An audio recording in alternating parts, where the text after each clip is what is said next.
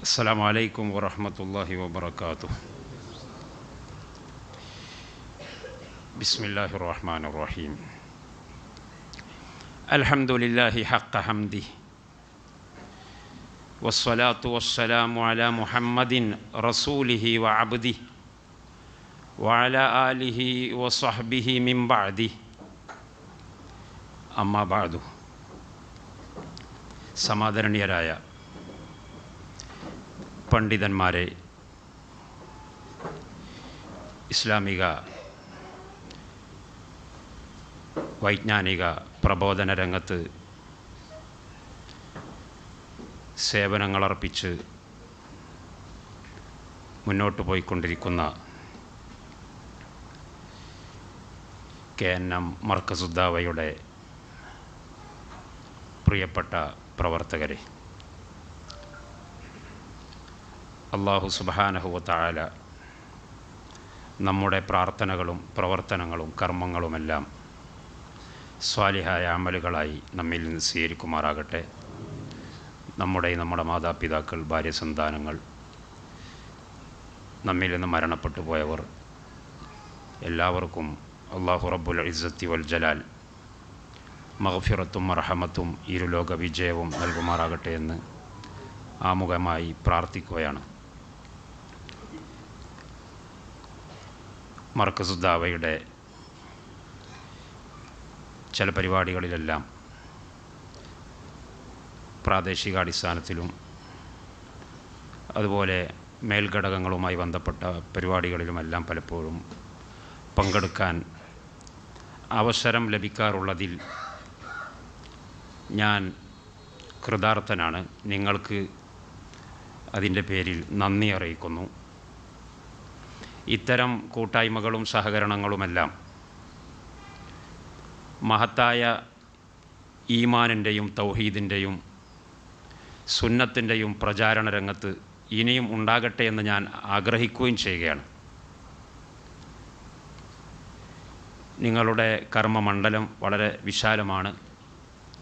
വൈവിധ്യമാർന്ന പ്രവർത്തന പദ്ധതികളുമായി കേരളത്തിലും പുറത്തും നിങ്ങൾ പ്രവർത്തിക്കുന്നു എന്നത് അറിയാൻ സാധിക്കുന്നതിൽ വലിയ സന്തോഷമുണ്ട്. എല്ലാ നല്ല കാര്യങ്ങൾക്കും നിങ്ങൾക്ക് ഉദക്കമുണ്ടാവട്ടെ എന്ന് ആഗ്രഹിക്കുകയും പ്രാർത്ഥിക്കുകയും ചെയ്യുന്നു. നമ്മുടെ മുന്നോട്ടുള്ള ഗമനത്തിൽ കൃത്യതയും സത്യസന്ധതയും എന്നും നമ്മുടെ കൂടെ ഉണ്ടാവട്ടെ എന്നും, എന്തെങ്കിലും പാകപ്പിഴവുകളോ വ്യതിയാനങ്ങളോ നമ്മുടെ വാക്കുകളിലോ ചിന്തകളിലോ പ്രവർത്തികളിലോ ഒക്കെ വരുന്നു എങ്കിൽ അത് തിരുത്താനും അതിൽ നിന്ന് പശ്ചാത്തപിക്കുവാനും നമുക്കെല്ലാവർക്കും, നമ്മളല്ലാത്ത മുസ്ലിം കൂട്ടായ്മകൾക്കും അള്ളാഹു തൗഫീക്ക് ചെയ്യട്ടെ എന്നും പ്രാർത്ഥിക്കുകയാണ്. ഇന്ന് നമ്മളിവിടെ ഒരു പ്രത്യേക വിഷയവുമായി ഒരുമിച്ച് കൂടിയിരിക്കുകയാണ്. നമ്മൾ മാത്രമല്ല, നമ്മളല്ലാത്ത പല ആളുകളും ഇതേ ലക്ഷ്യം വെച്ചുകൊണ്ട് പല വേദികളിലും പല മേഖലകളിലുമായി സംസാരിക്കുകയും എഴുതുകയും ഇടപെടുകയും സംവദിക്കുകയും ഒക്കെ ചെയ്യുന്നുണ്ട്. ഒരു വേള സമുദായത്തിൻ്റെ ഉള്ളിലുണ്ടാകുന്ന കശപിശകൾ അല്ലെങ്കിൽ വാദവിവാദങ്ങൾ എന്ന ഒരു സർക്കിളിൽ ഒതുങ്ങി നിൽക്കുന്ന ഇത്തരം പരിപാടികളിൽ നമ്മൾ ഈ സംബന്ധിച്ചുകൊണ്ടിരിക്കുന്നത് ഏത് സമയത്താണെന്ന് ചോദിച്ചാൽ, സ്വന്തം സഹോദരൻ കൈകൊണ്ട് ഉന്തിക്കൊണ്ടു പോകുന്ന സൈക്കിളിൻ്റെ പിൻസീറ്റിൽ ഇരുന്നു കൊണ്ട് സീറ്റിൽ തല താഴ്ത്തി തലകുനിച്ച് കിടന്നുറങ്ങുന്ന, ഉടുതുണിക്ക് മറുതുണിയില്ലാത്ത ഈ സമുദായത്തിലെ പെൺകുട്ടികളും ആൺകുട്ടികളും നരകയാതന സഹിച്ചുകൊണ്ടിരിക്കുന്ന ഒരു സാഹചര്യത്തിലാണ്. ഒരിറ്റ് വെള്ളം കുടിക്കാൻ കിട്ടാത്തതിൻ്റെ പേരിൽ ദാഹിച്ച് മരിക്കുന്ന ഈ സമുദായത്തിലെ ലക്ഷക്കണക്കായ സഹോദരന്മാരും സഹോദരിമാരും അള്ളാഹുവിലേക്ക് കൈ ഉയർത്തിക്കൊണ്ട് വാവിട്ട് കരയുന്ന ഒരു സാഹചര്യത്തിലാണ്. അത് മറന്നുകൊണ്ടുള്ള ഒരു കൂട്ടായ്മയും ഈ സമയത്ത് ഈ കാലത്ത് നമുക്ക് എന്തിൻ്റെ പേരിലാണെങ്കിൽ പറ്റില്ല. തൗഹീദ് പ്രചരിക്കുന്നിടത്ത് പോലും, കാരണം തൗഹീദിൻ്റെ ആളുകളാണ് അവിടെ അറുകൊല ചെയ്യപ്പെടുന്നത്. അവരുടെ തൗഹീദാണ് നമ്മളിവിടെ പറയുന്നത്. അപ്പോൾ അവരെ ഓർക്കാത്ത ഒരു പരിപാടിയും, ഒരു ജുമാ പ്രഭാഷണവും, ഒരു ഖുതുബയും, ഒരു പ്രാർത്ഥനയും, ഒരു സുജൂദും ഒരു വിശ്വാസിക്കുണ്ടാകാൻ പാടില്ല എന്ന തിരിച്ചറിവ് ഞാൻ വീണ്ടും ഇവിടെ റിന്യൂ ചെയ്യാൻ ആഗ്രഹിക്കുകയാണ് ഈ സംസാരത്തിൻ്റെ തുടക്കത്തിൽ. അള്ളാഹു ജല്ല ജലാലുഹു എൻ്റെയും നിങ്ങളുടെയും ആദർശ ബന്ധുക്കളായ ആത്മമിത്രങ്ങളായ അർളുൽ ഇസ്സയുടെ മോചനത്തിന് വേണ്ടി, ബൈത്തുൽ മഖ്ദിസിൻ്റെ സ്വാതന്ത്ര്യത്തിന് വേണ്ടി നമ്മുടെ ബാധ്യതയെ ഏറ്റെടുത്തുകൊണ്ട് പ്രവർത്തിക്കുന്ന ആ സഹോദരന്മാരുടെ കൂടെ നമ്മുടെ ആത്മീയമായ, നമ്മുടെ മാനസികമായ സഹകരണവും കൂട്ടായ്മയും പിന്തുണയും പ്രാർത്ഥനയുമുണ്ട് എന്ന് നമ്മൾ അവരെ അറിയിക്കുന്നു. നമ്മൾ അള്ളാഹുവിൻ്റെ മുമ്പിൽ അത് വെക്കുകയാണ്. അള്ളാഹുവേ, ഞങ്ങളുടെ സഹോദര സഹോദരിമാർക്ക് എത്രയും ഉടനടിയായിട്ടുള്ള പരിഹാരം നീ നൽകണേ റഹ്മാനെ. തമ്മാടി രാജ്യങ്ങളായ അമേരിക്കയുടെയും ഇസ്രായേലിൻ്റെയും വിളയാട്ടത്തിൽ നിന്ന് മുസ്ലിം ലോകത്തെ ഉടനീളം, മുസ്ലിം ലോകത്തെ ആകമാനം, ലോക ജനസഞ്ചയത്തെ മുഴുവൻ നീ സലാമത്തിലും സുരക്ഷിതത്വത്തിലുമാക്കണേ എന്ന് അള്ളാഹുവെ നിന്നോട് ഞങ്ങൾ ഈ കൂട്ടായ്മയെ മുമ്പിൽ വെച്ചുകൊണ്ട് പ്രാർത്ഥിക്കുകയാണ്. നമ്മൾ അള്ളാഹുവിൻ്റെ ഉത്തരത്തിൽ പ്രതീക്ഷ അർപ്പിച്ചുകൊണ്ടാണ് പ്രാർത്ഥിക്കുന്നത്. കാരണം ഇത് കാണാൻ വയ്യ, സോഷ്യൽ മീഡിയയിൽ ഇറങ്ങാൻ വയ്യാത്ത വിധത്തിൽ വളരെ മോശപ്പെട്ട അവസ്ഥയിൽ ഏകദേശം 2-3 ദിവസങ്ങൾക്ക് മുമ്പായിട്ട് ചിത്രം വളരെ മാറി മറിഞ്ഞിരിക്കുകയാണ്. സഹോദരന്മാരെ, ഇവിടെയും നമ്മൾ മനസ്സിലാക്കേണ്ടത് നിങ്ങൾ ആലോചിച്ച് നോക്കും, എത്ര കോടി ജനങ്ങളുണ്ട് നമ്മൾ, എത്ര രാജ്യങ്ങളും രാഷ്ട്രങ്ങളുമുണ്ട് നമ്മൾ. നമുക്ക് എന്തുകൊണ്ട് ഒരു ചെറുവിരൽ അനക്കാൻ കഴിയുന്നില്ല? സൈനിക ഉപരോധം പോവട്ടെ, ഒരു സാമ്പത്തിക ഉപരോധം പോലും പ്രഖ്യാപിക്കാൻ കഴിയാതെ അറബി സംസാരിക്കുന്ന, ഖുർആൻ വായിക്കാൻ അറിയുന്ന, ഖുർആനിൻ്റെ ആശയങ്ങൾ പ്രത്യക്ഷത്തിലെങ്കിലും മനസ്സിലാക്കാൻ കഴിയുന്ന വലിയ ഒരു സമൂഹം മന്തിയും ബിരിയാണിയും കഴിച്ച് പിരിഞ്ഞു പോവേണ്ട, പത്തി മടക്കി പഞ്ചപുച്ഛ മടക്കി അടിയറവ് വെക്കേണ്ടതിൻ്റെ പിന്നിലുള്ള രഹസ്യം എന്താണെന്ന് ചോദിച്ചാൽ അത് മറ്റൊന്നുമല്ല, നമ്മൾ വിശുദ്ധ ഇസ്ലാമിൻ്റെ യഥാർത്ഥ ട്രാക്കിൽ നിന്ന് മാറിയിട്ടാണ് സഞ്ചരിക്കുന്നത്. അതുകൊണ്ട് തന്നെ നമ്മൾ ഇത്തരം പരീക്ഷണങ്ങളിൽ അകപ്പെടുകയാണ്. നമ്മുടെ വിഷയത്തിൻ്റെ മർമ്മം അതല്ലേ? യഥാർത്ഥ ഇസ്ലാമിൻ്റെ പാതയിൽ ദുനിയാവിന് അല്ല വിലയുള്ളത്. ഞാൻ ആദർശം തുറന്നു പറയുമ്പോൾ, ഞാൻ തൗഹീദ് തുറന്നു പറയുമ്പോൾ, ഞാൻ മാലിന്യമില്ലാത്ത സുന്നത്തിനെ പരസ്യപ്പെടുത്തുമ്പോൾ എനിക്ക് ഭൗതികം നഷ്ടപ്പെടും, എനിക്ക് എൻ്റെ സംഘടനയിലെ ഇരിപ്പിടം നഷ്ടപ്പെടും, എനിക്ക് കുടുംബത്തിൽ നിന്ന് ഇറങ്ങിയോടേണ്ടി വരും, എനിക്ക് ജോലി ചെയ്യുന്ന സ്ഥാപനത്തിൽ നിന്ന് പിരിച്ചുവിടപ്പെടേണ്ടി വരും. എല്ലാം ഉണ്ടെങ്കിലും അതിൻ്റെയൊക്കെ മേലെ അല്ലാഹു വ റസൂലുഹു, അതിൻ്റെയൊക്കെ മേലെ ദീനുഹു വ ഖുർആനുഹു, അതിൻ്റെയൊക്കെ മേലെ സുന്നത്തുഹു വ ശരീഅത്തുഹു എന്ന ബോധവും ഇല്ലാത്തത് കൊണ്ട് തന്നെയാണ് മുസ്ലിം സമുദായം പരീക്ഷിക്കപ്പെട്ടുകൊണ്ടിരിക്കുന്നത്. വേറെയും കാരണങ്ങൾ ഉണ്ടാകാം. നമ്മുടെ തെറ്റുകുറ്റങ്ങൾ മാത്രമൊന്നുമല്ല പരീക്ഷണത്തിൻ്റെ കാരണം. ചില ആളുകൾ അങ്ങനെ വിചാരിക്കും, നമ്മളെല്ലാം തൗഹീദ് വിട്ടുപോയതുകൊണ്ട്. അല്ല, തൗഹീദ് വിട്ടുപോകുമ്പോൾ പരീക്ഷണം ഉണ്ടാകും, പക്ഷേ തൗഹീദിനെ മുറുകെ പിടിക്കുമ്പോഴും പരീക്ഷണം ഉണ്ടാകും. തൗഹീദിനെ മുറുകെ പിടിക്കുമ്പോഴുള്ള പരീക്ഷണം നമ്മൾ വിജയിക്കാൻ വേണ്ടിയുള്ള പരീക്ഷണമാണ്. എന്നാൽ തൗഹീദ് വിട്ടുകളിക്കുമ്പോൾ, സുന്നത്തിൽ നിന്ന് പിന്തിരിഞ്ഞോടുമ്പോൾ നമുക്ക് ലഭിക്കുന്ന പരീക്ഷണം നമ്മുടെ ശിക്ഷയാണ്. നമ്മളെ അള്ളാഹു അവഹേളിക്കുകയാണ്, നമ്മെ അള്ളാഹു ചവിട്ടിത്തേക്കുകയാണ്. അതുകൊണ്ട് അത്തരം ഒരു അവഹേളനത്തിൽ അകപ്പെടാത്ത വിധത്തിൽ ഈമാനിൻ്റെയും തഖ്വയുടെയും മേലെ ഉയർന്നു നിൽക്കുന്ന, അങ്ങനെ വീണ്ടും അള്ളാഹുവിൻ്റെ പരീക്ഷണത്തിലൂടെ ഉയർന്നു പോകുന്ന ഒരു അവസ്ഥയിലേക്ക് നമുക്ക് മാറാൻ കഴിയണം. അള്ളാഹു സുബ്ഹാനഹു വ തആല അത്തരം ഒരു അവസ്ഥയിലേക്ക് നമ്മെ നീക്കുമാറാകട്ടെ എന്ന് ഞാൻ പ്രാർത്ഥിക്കുകയാണ്. പ്രിയപ്പെട്ട സഹോദരന്മാരെ, അള്ളാഹുവിൻ്റെ റസൂൽ സല്ലല്ലാഹു അലൈഹി വസല്ലം തങ്ങളുമായി ബന്ധപ്പെട്ട, തങ്ങളുടെ ശേഷിപ്പുകളുമായി ബന്ധപ്പെട്ട ഒരു ചർച്ചയിലാണ് നമ്മളിവിടെ കൂടിയിട്ടുള്ളത്. ഇവിടെ നമ്മൾ മനസ്സിലാക്കേണ്ടത്, ആമുഖമായി ഞാൻ എൻ്റെ വിഷയത്തിൻ്റെ മർമ്മത്തിലേക്ക് വരുന്നതിൻ്റെ മുമ്പ് ചെറിയൊരു ആമുഖം എനിക്ക് പറയുവാനുള്ളത്, അള്ളാഹുവിൻ്റെ റസൂൽ സല്ലല്ലാഹു അലൈഹി വസല്ലം തങ്ങളുമായി ബന്ധപ്പെട്ട, നേരത്തെ ഉസ്താദ് ഇവിടെ പറഞ്ഞു, പ്രവാചക തിരുമേനിയുടെ ആസാറുകളുമായി ബന്ധപ്പെട്ട്, അവിടുത്തെ വുളൂ ചെയ്ത വെള്ളവുമായി ബന്ധപ്പെട്ട് ഒക്കെ സ്ഥിരപ്പെട്ട ഗണ്ഡിതമായ രേഖകളിൽ പലതും വന്നിട്ടുണ്ട്. ആരും അത് നിഷേധിക്കുന്നവരല്ല. സഹാബി പ്രമുഖരായ ആളുകളിൽ പലരും അതുമായി ഒരു പ്രത്യേക രീതിയിൽ, ഒരു വൈകാരിക രീതിയിൽ, ഒരു ആത്മീയമായ രീതിയിൽ ഇടപാട് നടത്തിയിട്ടുണ്ട്. അതിനൊന്നും നിഷേധിക്കാൻ കഴിയില്ല. പരിശുദ്ധ ഖുർആനിൽ തന്നെയുണ്ട്. യൂസുഫ് അലൈഹിസ്സലാം നബിയായതിൻ്റെ ശേഷം തൻ്റെ പിതാവായ യാക്കൂബ് അലൈഹിസ്സലാം, ഇസ്രായേൽ സമൂഹത്തിൻ്റെ മുഴുവൻ പിതാവ്, ആ പിതാവിന് കൊടുത്തയച്ച കുപ്പായത്തെക്കുറിച്ച് ഖുർആൻ പറയുന്നുണ്ട്. ഇദ്ഹബൂ ബിഖമീസി ഹാദാ ഫഅൽഖൂഹു അലാ വജ്ഹി അബീ യഅതി ബസീറ. എൻ്റെ ഈ കുപ്പായം നിങ്ങൾ എൻ്റെ പിതാവിന് കൊണ്ടുപോയി കൊടുക്കണം, അത് അദ്ദേഹത്തിൻ്റെ മുഖത്തിട്ട് കൊടുക്കണം, അദ്ദേഹത്തിന് കാഴ്ച തിരിച്ചു കിട്ടും. എന്നിട്ട് ഫർത്തദ്ദ ബസീറ, അദ്ദേഹത്തിന് കാഴ്ച തിരിച്ചു കിട്ടിയെന്നത് ഏതെങ്കിലും വാറോലയിൽ വന്നതല്ല, പരിശുദ്ധ ഖുർആനിൽ അള്ളാഹുവിൻ്റെ കലാമാണ്. അങ്ങനെയൊക്കെ ഉണ്ട്. പ്രവാചക തിരുമേനിയുമായി ബന്ധപ്പെട്ട പലതുമുണ്ട്. ഹുദൈബിയ സന്ധിയുടെ ഘട്ടത്തിൽ ഉർവത്ത് ബിൻ മസ്ഊദ് സഖഫിയുടെ മുമ്പാകെ വെച്ചുകൊണ്ട് അള്ളാഹുവിൻ്റെ റസൂലിൻ്റെ 1400ഓളം വരുന്ന സഹാബി പ്രമുഖരായ ആളുകൾ പെരുമാറിയിരുന്ന ഒരു പെരുമാറ്റം ലോകപ്രസിദ്ധരായ മുഹദ്ദിസുകളിൽ മഹാഭൂരിഭാഗവും റിപ്പോർട്ട് ചെയ്തിട്ടുണ്ട്, ബുഖാരി മുസ്ലിം ഉൾപ്പെടെ ഉള്ളവർ. എന്നാൽ അതിൻ്റെ ഒക്കെ ഉള്ളിൽ വേറെയും ഒരു കാര്യമുണ്ട്. നമ്മുടെ പ്രധാന അജണ്ട ഇത് ആവാൻ പാടില്ല. നമ്മുടെ പ്രധാന അജണ്ട വെള്ളം വാങ്ങുക, അല്ലെങ്കിൽ മുടിയുടെ കഷ്ണം വാങ്ങുക, അല്ലെങ്കിൽ ഇതുമായി ചുറ്റിത്തിരിഞ്ഞുകൊണ്ട് പ്രവർത്തിക്കുക, അത് നമ്മുടെ പ്രധാന അജണ്ടയല്ല എന്ന് നമ്മൾ മനസ്സിലാക്കണം. എന്നാൽ അതേസമയം അത് പ്രവാചകൻ്റേതാണ്. അത് എൻ്റെ ഹബീബായ, എൻ്റെ പ്രിയപ്പെട്ട നേതാവായ ഈ ആദർശ പ്രസ്ഥാനത്തിൻ്റെ അവസാനത്തെ പ്രചാരകനും പ്രവാചകനുമായ നബി സല്ലല്ലാഹു അലൈഹി വസല്ലം തങ്ങളുടേതാണ്. എൻ്റേതുപോലെയല്ല, നിങ്ങളുടേതുപോലെയല്ല, ഉമർ ഇബ്നുൽ ഖത്താബിൻ്റേതുപോലെയല്ല, അബൂബക്കർ സിദ്ദീഖിൻ്റേതുപോലെയല്ല. അതിന് ഖുസൂസിയത്ത് ഉണ്ട്, അതിന് പ്രത്യേകതയുണ്ട്. അങ്ങനെ ആ ഒരു നിലക്കുള്ള ഡീലിംഗ്, അഥവാ ഒരു ഭാഷയിൽ പറഞ്ഞാൽ ഇലക്കും മുള്ളിനും കേടുപറ്റാത്ത ഒരു ഡീലിംഗ് ഇതിപ്പോൾ നമ്മുടെ ഇവർ പറയുന്ന വഹാബികളുടെ നിലപാടൊന്നുമല്ല. വഹാബികളുടെയോ മുജാഹിദുകളുടെയോ നിലപാടായിട്ട് ഇതിനെ മനസ്സിലാക്കപ്പെടേണ്ടതില്ല. ഞാൻ പറയാം, ഷെയ്ഖ് ഇബ്നു ഹജറിൽ അസ്ഖലാനി അദ്ദേഹം പറഞ്ഞിട്ടുള്ളൊരു കൊട്ടേഷൻ ഉണ്ട്, ഞാനത് വായിക്കാം. ഇബ്നു തൈമിയ റഹിമഹുല്ല അങ്ങനെ പറഞ്ഞിട്ടില്ല, മുഹമ്മദ് ബിൻ അബ്ദുൽ വഹാബ് റഹിമഹുല്ല പോലും പറഞ്ഞിട്ടില്ലാത്ത ഒരു കൊട്ടേഷൻ ഇബ്നു ഹജർ അസ്ഖലാനി പറയാണ്.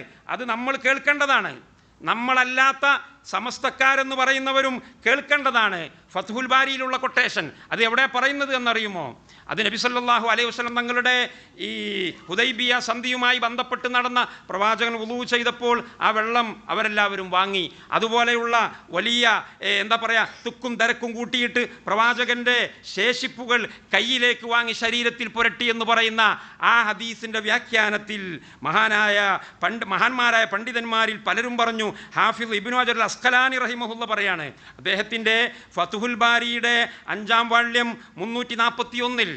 കാരണം ഇതൊക്കെ പറയുമ്പോൾ ചില ആളുകൾ വിചാരിക്കും ഇതൊക്കെ മുജാഹിദീങ്ങളായ ആളുകൾ ഞാനൊക്കെ വിചാരിച്ചിരുന്നു അത് മുജാഹിദീങ്ങളായ ആളുകൾക്ക് പ്രവാചകനോട് സ്നേഹമില്ലാത്തത് കൊണ്ട്, മുഅ്ജിസത്തിലും കറാമത്തിലും തബറുക്കിലുമൊന്നും വിശ്വാസമില്ലാത്തത് കൊണ്ട് അവരുടെ ഒരു യുക്തിവാദം എന്ന നിലക്ക്, അല്ലെങ്കിൽ ഒരു വരണ്ട തത്വശാസ്ത്രം എന്ന നിലക്ക് ഒരു നനവുമില്ലാതെ വരുമ്പോൾ പറഞ്ഞു പോകുന്നതാണ് എന്ന് തോന്നിപ്പോകുന്ന രീതിയിൽ പലരും പ്രചരിപ്പിക്കുന്നുണ്ട്.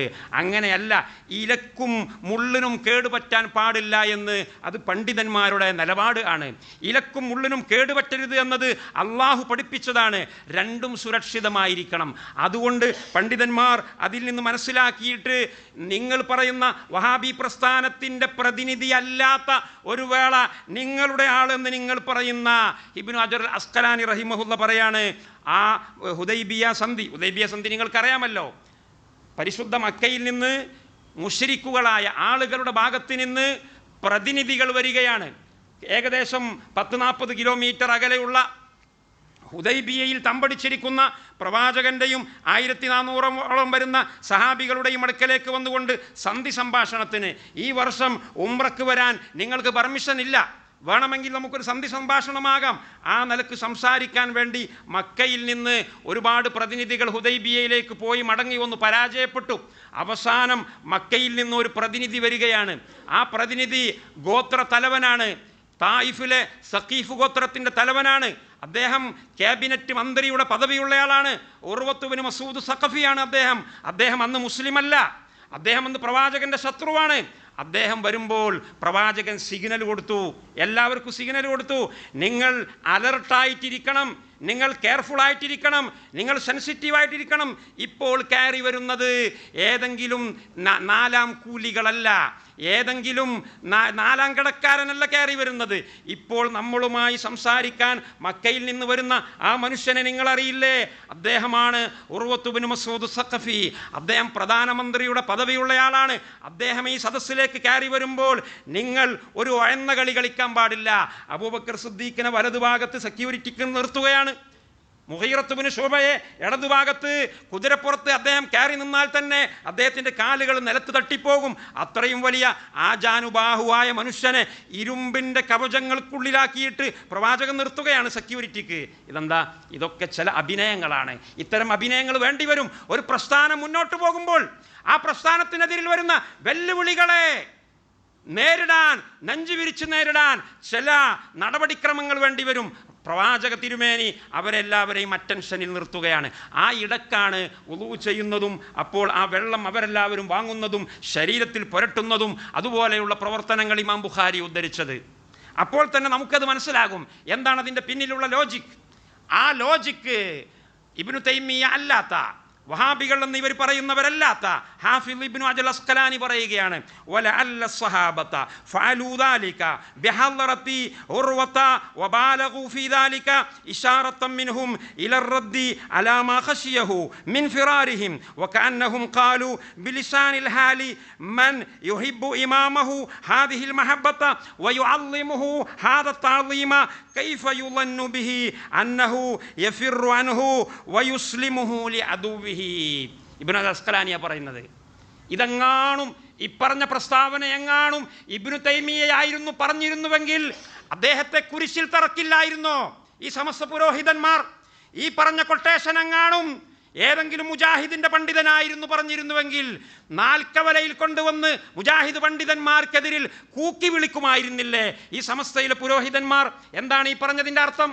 പ്രവാചക തിരുമേനിയുടെ തുപ്പുനീരും ഉമിനീരും വുളൂ ചെയ്ത വെള്ളവും സഹാബികൾ വാങ്ങുകയും തിക്കും തിരക്കും കൂട്ടി വാങ്ങിയിട്ട് ശരീരത്തിൽ പുരട്ടി എന്ന് പറഞ്ഞ ആ സീൻ, ആ കോണ്ടാക്സ്റ്റ്, സഹാബികൾ അങ്ങനെ ഒരു കർമ്മം അവിടെ നിർവഹിച്ചതിൻ്റെ പിന്നിലുള്ള ചേതോവികാരം ഇന്നതായിരിക്കാം എന്ന് പറഞ്ഞുകൊണ്ട് പറയുന്നത് ഷാഫി മദ്ഹബിലെ പ്രധാന പണ്ഡിതൻ, ലോകോത്തര ഹദീസ് വ്യാഖ്യാതാവും പരിശോധകനുമായ ഇബ്നു അജൽ അസ്കലാനിയ എന്താ പറഞ്ഞത്? പ്രവാചക തിരുമേനി അങ്ങനെയുള്ളൊരു കോണ്ടാക്സ്റ്റിൽ ആയിരുന്നു. എതിരാളികൾ ഈ പ്രവാചകനെ എപ്രകാരം വിലയിരുത്തും? കാരണം ഉർവത്ത് ബിൻ മസ്ഊദ് എന്ന് പറയുന്ന എതിർചേരിയിലെ നേതാവ് ഇവിടെ നിന്ന് തിരിച്ചുപോയി മക്കയിൽ ചെന്നുകൊണ്ട് അവിടെയുള്ള ആളുകൾക്ക് വിവരം കൈമാറും.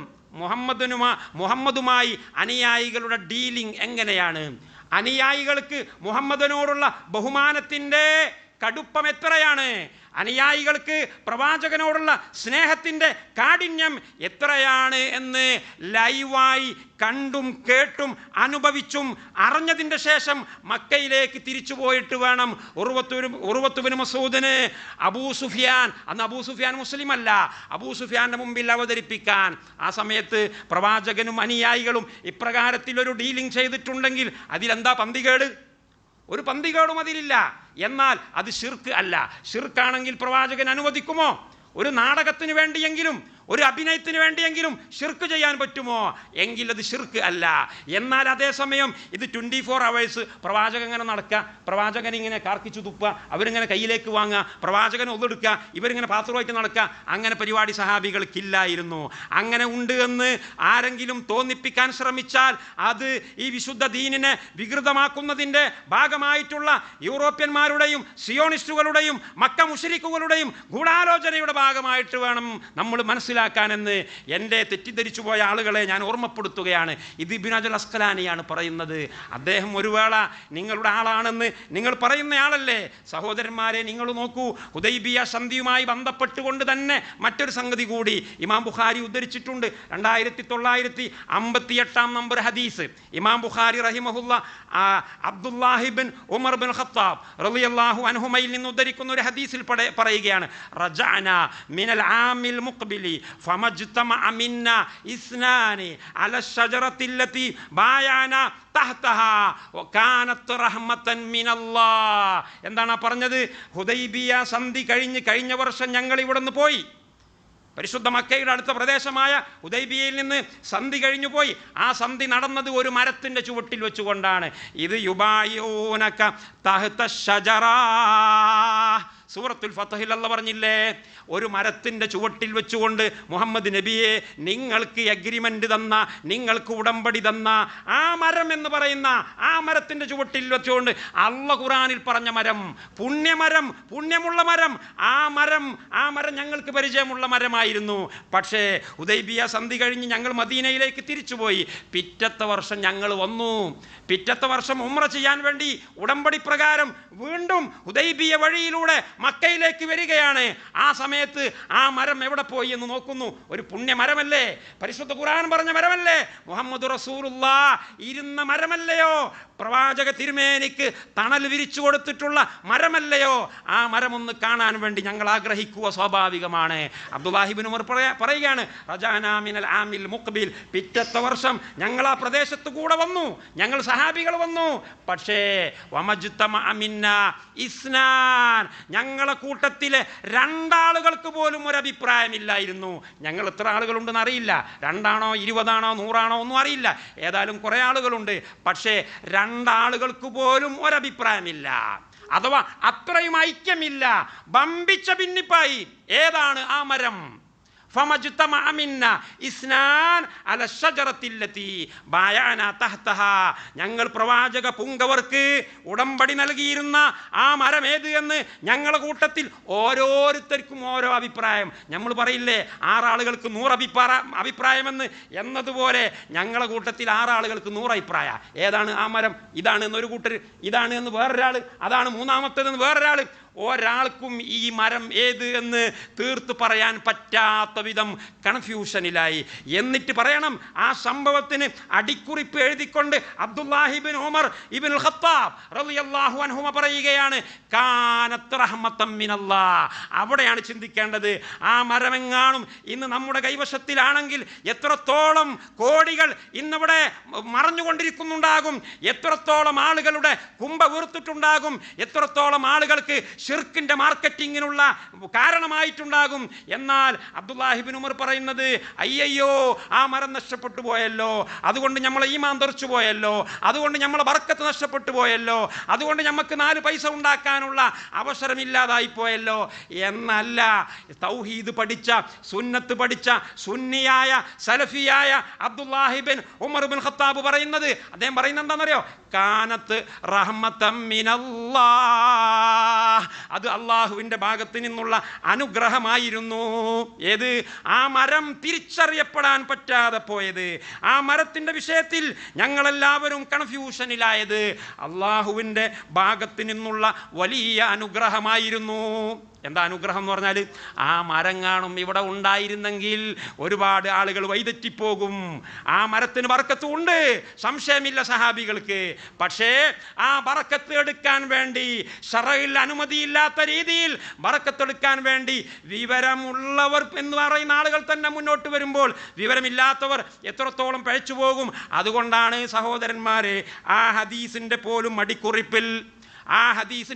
മടിക്കുറിപ്പിൽ അൽ ഹാഫിദുൽ ഇമാം ഇബ്നു ഹജറുൽ അസ്ഖലാനി റഹിമഹുല്ല പറയുകയാണ്, എന്താണ് അള്ളാഹുവിൻ്റെ അനുഗ്രഹം?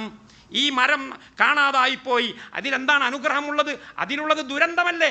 നമ്മളെ ഭാഷ പറഞ്ഞ ദുരന്തമല്ലേ? ഒരു വലിയ ദുരന്തം വന്നു പൊട്ടുപോയി, കാരണം മരം കാണാനില്ല.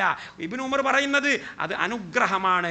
അതിനെ വിശദീകരിച്ചുകൊണ്ട് ഇബ്നു ഹജറുൽ അസ്ഖലാനി പറയുകയാണ്, ഒരു പക്ഷേ എൻ്റെ പഴയകാലത്തെ കൂട്ടുകാരായ വിദ്യാർത്ഥികൾ, എൻ്റെ പഴയകാലത്തെ സഹകാരികളായിരുന്ന സമസ്തയിലെ പണ്ഡിതന്മാർ ഒരു പക്ഷേ കണ്ടിട്ട് പോലും ഉണ്ടാവുകയില്ല ഈ ഉദ്ധരണി. ഇത് ഫത്ഹുൽ ബാരിയിലാണ്, ഞാൻ നിങ്ങൾക്ക് വായിച്ചു കേൾപ്പിക്കാം, കേട്ടോളൂ എൻ്റെ പ്രിയപ്പെട്ട മുസ്ലിയാക്കന്മാരെ. ഇബ്നു ഹജർ അസ്ഖലാനി പറയുകയാണ്, വബയാനുൽ ഹിക്മത്തി ഫീ ദാലിക വഹുവ അൻ ലാ യഹ്സുല ബിഹാ ഇഫ്തിതാനുൻ ലിമാ വഖഅ തഹതഹാ മിനൽ ഖൈരി ഫലൗ ബഖിയത് ലമാ ഉമിന തഅളീമു ബാദിൽ ജുഹാലി ലഹാ ഹത്താ റുബ്ബമാ അഫ്ളാ ബിഹിം ഇലാ ഇഅ്തിഖാദി അന്ന ലഹാ ഖുവത നഫ്ഇൻ ഔ ളർരിൻ കമാ നറാഹുൽ ആന മുശാഹദൻ ഫീമാ ഹുവ ദൂനഹാ. ഓരോ വാക്കിൻ്റെയും അർത്ഥം പറയാൻ സമയമില്ലാത്തതുകൊണ്ട് ഒറ്റ വാക്കിൽ പറയുകയാണ്, ആ മരം അവിടെ നിന്ന് അപ്രത്യക്ഷമായി പോയത് ഒറ്റ കൊല്ലം കൊണ്ടാ. ഒരു തേക്കിൻ്റെ മരം ഒറ്റക്കൊല്ലം കൊണ്ട് ഇല്ലാതാകുമോ? നമ്മുടെ നാട്ടിൽ തേക്കിൻ്റെ മരം ശോഷിച്ച് പോകണമെങ്കിൽ പതിറ്റാണ്ടുകൾ പിടിക്കും. എന്നാൽ ആ വലിയ മരം 1400 പേരുടെ ഉടമ്പടി വാങ്ങാൻ വേണ്ടി മുഹമ്മദുനിൽ മുസ്തഫ ഇരുന്നിട്ടുള്ള ആ വലിയ മരം ഒരു കൊല്ലം കൊണ്ട് കാണാനില്ല. അത് അനുഗ്രഹമല്ലെങ്കിൽ പിന്നെ എന്താണ് അനുഗ്രഹം? ഇബ്നു ഉമർ റളിയല്ലാഹു അൻഹുമയുടെ കൊട്ടേഷൻ വിശദീകരിച്ചുകൊണ്ട് വഹാബി അല്ലാത്ത, നിങ്ങൾ പറയുന്ന സലഫി അല്ലാത്ത, നിങ്ങളുടെ ആളെന്ന് പറയുന്ന ഇബ്നു ഹജർ അസ്ഖലാനി പറയുന്നതിൻ്റെ സാരാംശം എന്താണെന്നറിയുമോ? ആ മരം എങ്ങാനും ഇവിടെ ഉണ്ടായിരുന്നുവെങ്കിൽ വിവരദോഷികളായ ഒരുപാട് ആളുകൾ ഫിത്നയിൽ അകപ്പെടുമായിരുന്നു. എന്താ ഫിത്ന? വ്യഭിചാര. മരത്തിനാരെ വ്യഭിചരിക്കോ? വ്യഭിചാരമല്ല ഫിത്ന. പിന്നെ എന്താ ഫിത്ന?